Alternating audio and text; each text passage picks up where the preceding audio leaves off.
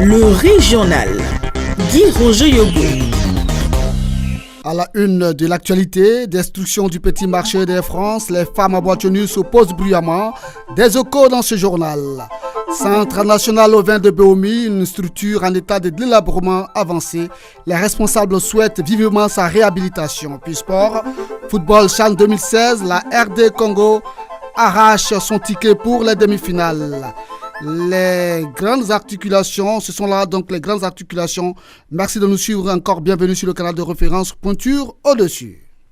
98.6 FM. Plus de 250 femmes à moitié nues ont vivement protesté ce jeudi matin à Boaké contre la destruction du petit marché du quartier Air France. Ces femmes ont empêché les bulldozers d'entrer dans le marché. Retour sur cette matinée mouvementée avec Adama Bakayoko.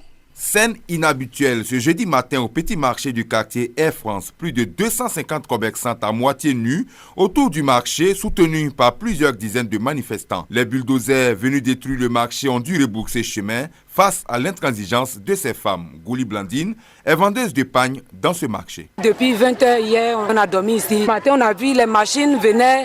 On était couchés tous en bas de la machine. Ils ne pouvaient rien faire. Maintenant, ils sont retournés. Donc jusqu'à présent, on est là, on attend. On ne peut pas partir à la maison parce qu'on a peur. Si on se déplace, on va venir trouver les gens cassés. Oh, ça ne nous arrange pas. C'est ici, on est et puis on arrive à nourrir nos enfants. Si on casse, ça ne nous arrange pas. Depuis le mois d'août dernier, la mairie a sélectionné un opérateur pour la reconstruction des marchés des quartiers Aouniansou et Air France, mais les commerçants dénoncent le coût élevé des magasins dans ces futurs nouveaux marchés. Koulibaly Bey.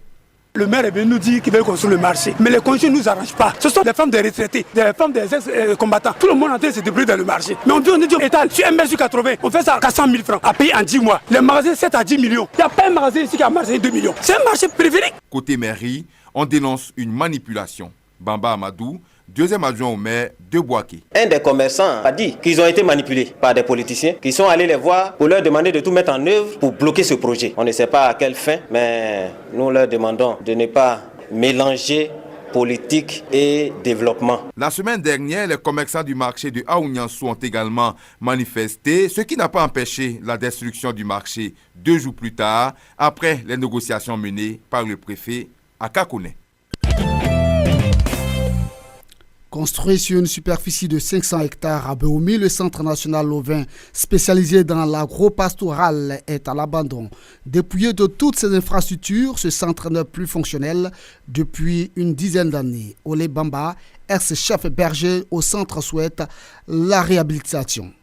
Je ressens un mal au cœur parce que quand je vois ce que l'élevage peut apporter à la Côte d'Ivoire et surtout à la région de Béomi, et jusque-là, rien ne s'est fait. Mon souhait aujourd'hui était d'interpeller le gouvernement, de revoir la reprise de ces centres. À son temps, on l'appelait l'université de l'élevage en Afrique de l'Ouest parce qu'on recevait tous ingénieurs. Nous disons que peut-être que l'élevage ne peut pas nourrir son homme. Les ventes dans l'année, c'est-à-dire la production de nos animaux, où on appelait le zéro grazing, c'est-à-dire ils ne vont pas au pâturage. On coupait de l'herbe, on leur donnait. Donc ces mâles-là grossissaient et qu'on les vendait. Je faisais à peu près 30 millions par an. Donc c'est ce qui faisait le fonds propre du CNO. C'est quelque chose qui peut nous apporter beaucoup de choses. On pourrait même profiter de nos recettes même pour travailler. Cassie Pierre, directeur départemental des ressources animales et halieutiques, donne ici les objectifs du Centre national au vin.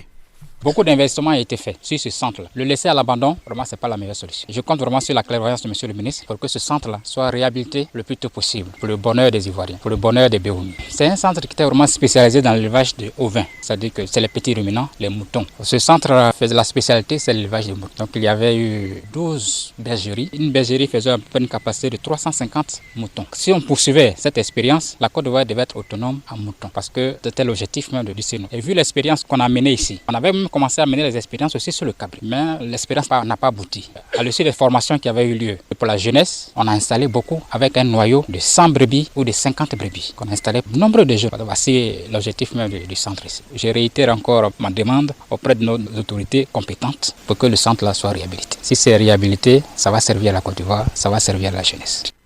Pour pratiquer l'élevage, il faut l'aimer, nous dit encore Cassie Pierre. Pour faire l'élevage, il faut avoir l'amour de l'élevage. On ne peut pas imposer. Donc celui qui vient pour faire la formation, on peut l'aider. mais pas de recruter puis venir. On ne peut pas imposer l'élevage à quelqu'un parce qu'il y a des contraintes en faisant l'élevage. Pour faire l'élevage, il y a des contraintes. Celui qui n'a pas l'amour de l'élevage ne peut pas se mettre dans l'élevage. Donc ce sont des gens qui sont intéressés dans un premier temps à l'élevage, qui peuvent venir se faire former en élevage au vin. Et puis après, maintenant les installer pour leur propre compte. Notre dossier nous conduit dans l'univers des concasseuses de Bouaké. Ces femmes se sont investies dans le concassage pendant la décennie de crise du fait de la pauvreté et le manque d'activités génératrices de revenus pour subvenir à leurs charges familiales. Mais ces femmes rencontrent plusieurs difficultés dans l'exercice de leur métier, suivant le dossier de Patrick Nguessamboa. Elles sont, pour la plupart, des veuves, des divorcées et des mères de famille qui ont décidé, en pleine crise qu'a connue notre pays, d'aller à la recherche de la pitance quotidienne. Il s'agit des concasseuses de la carrière de Bouaké qui, chaque jour, ont pour tâche de réduire de gros cailloux en granulés qui serviront à la construction et au bitume. Malheureusement, comme tout métier, il comporte d'énormes difficultés qui ne leur permettent pas de tirer profit de cette activité malgré leur courage et leur ardeur. Pour Koulibaly Nyele Karidja, l'éloignement des sites d'extraction du gravier et l'absence d'abri pendant les intempéries constituent un véritable problème. Si on va au travail, on mange, on quitte jusqu'à Kouchakoro, on mange jusqu'à l'aéroport. Bon, on travaille au soleil, il n'y a pas parapluie, si il pleut même, on y ramasse, on laisse, on va à la maison, le lendemain on vient reprendre encore. Ça fait que d'autres tombent malades, d'autres meurent aussi. Faute de moyens financiers, certaines mères de famille, n'arrivant pas à scolariser leurs enfants, sont obligées d'aller sur les sites de concassage avec eux. Karidja Bamba, témoignage. Depuis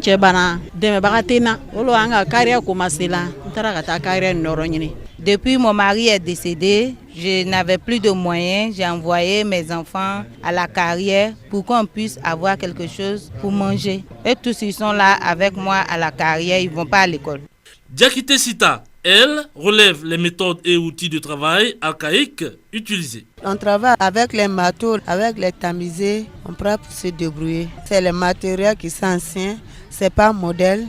On n'a pas de site fit. Aujourd'hui on est en haut, demain on est ici. On se débrouille, on se promène. Où on nous chasse, on va dans un autre coin. Le métier de concassage n'est pas une activité rentable puisque ces femmes gaspillent en temps et en énergie pour de modiques sommes. 2 à 3 jours sont nécessaires pour le remplissage d'une brouette. Karidja Bamba. Avant, on était à la grande carrière. Donc, on nous a chassés là-bas où on est situé actuellement. Les revenus ne sont pas énormes. On gagne là-bas une brouette ou bien une brouette et demie par jour. Or, on vend la brouette à 1200 francs. Donc, souvent, on gagne, souvent, on ne gagne rien. À l'issue de l'assemblée constitutive de leur groupement, les concasseuses de la carrière de Bouaké ont lancé un vibrant appel aux autorités afin de leur venir en aide. 98.6 FM. Sport football CHAN 2016, la République démocratique du Congo a décroché son ticket pour les demi-finales. Les Congolais se sont imposés 4-2 face au Palanca Negras d'Angola. C'est bien parti pour les Congolais. Puis une mission de la Confédération africaine de football CAF a séjourné récemment à Bouaké dans le cadre d'une visite d'inspection des infrastructures sportives et hôtelières existantes à Bouaké. Cela en vue de la prise en compte du Stade de la Paix parmi les infrastructures sportives homologuées par cette instance africaine pour la saison 2016. Pour Oumar Diop, inspecteur CAF, il revient ici sur l'importance de la délocalisation des matchs des équipes nationales. Il y a des gens qui se sentent un peu exclus. Je suis dans la même situation que Bouaké. Je suis dans une ville tout à fait régionale. Nous n'y avons reçu que 2 fois l'équipe nationale. Depuis 60, quand même, ça pose des problèmes. Il ne faut pas qu'à un moment ou un autre, les gens de Ziguinchor disent, bon, est-ce que nous sommes des Sénégalais ou pas? L'équipe nationale, c'est l'équipe de tout le monde. On fait comme les Occidentaux. L'équipe de France joue à Paris, joue à Lyon, joue à Marseille, etc., etc. Je pense que si nous arrivons à ça, nous ne serons pas trop distancés par le football mondial parce qu'il avance trop vite. Je pense que vous avez vu le nouveau stade de Lyon ces jours-ci. Véritablement, moi j'étais en train de rêver, de me dire quand est-ce qu'on va avoir un stade comme ça. Mais c'est possible. C'est simplement une question de volonté, comme l'État ivoirien est en train de le faire. Accepter d'organiser des compétitions internationales et d'en profiter pour réfectionner les stades. Il n'y a que comme ça que ça peut être fait. Écoutons les explications d'Oumar Diop sur les conditions requises pour l'homologation d'un stade. Combien de réceptifs hospitaliers il y a? quel est le plus proche du stade, quelle est sa distance, quels sont les moyens d'évacuation exceptionnellement s'il y a des cas graves de blessures, quels sont les hôtels qui sont là, comment vous, Ivoiriens, vous les avez classifiés, 5 étoiles, 4 étoiles, etc. etc. L'aéroport, il est international ou pas, à quelle distance il est des hôtels et du stade. Au moment où nous nous ébranlons pour aller jouer, quel est le temps que nous mettons en route? Est-ce que la circulation est aussi dense qu'à Abidjan? Est-ce qu'on a besoin de la sécurité pour nous encadrer, nous ouvrir la voie, etc.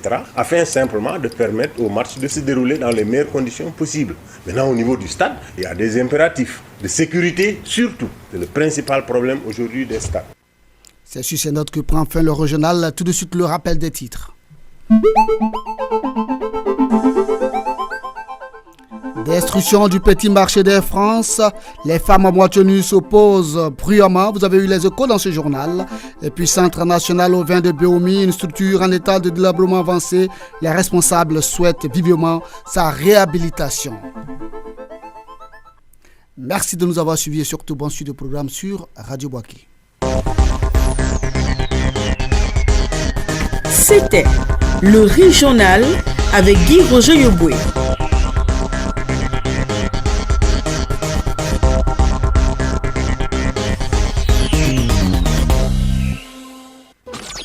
J'écoute, tu écoutes, nous écoutons Radio Boaké 98.6 FM.